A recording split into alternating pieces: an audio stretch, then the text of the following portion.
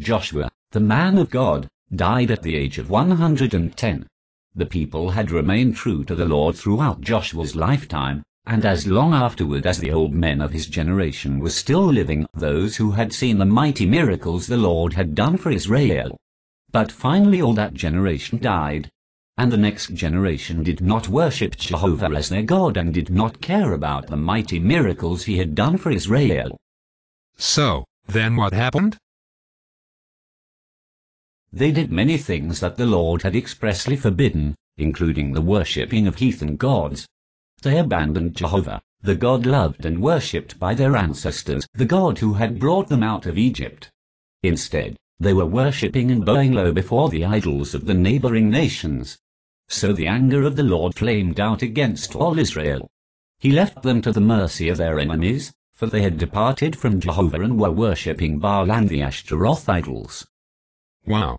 What's a Baal and Ashtaroth? Devils, sun devils. Busters. Gotcha. So now, when the nation of Israel went out to battle against its enemies, the Lord blocked their path.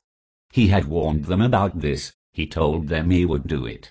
But when he saw how bad the people were hurting, the Lord raised up judges to save them from their enemies.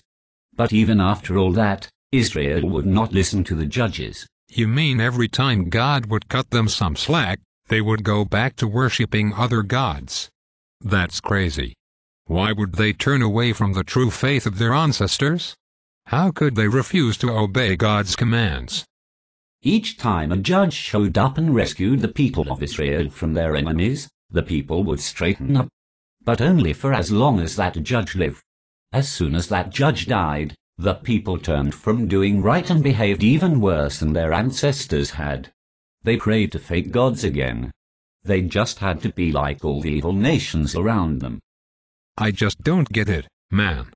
Why would you treat a good God like that? Then the Lord would really get upset and have to slap Israel upside the head again.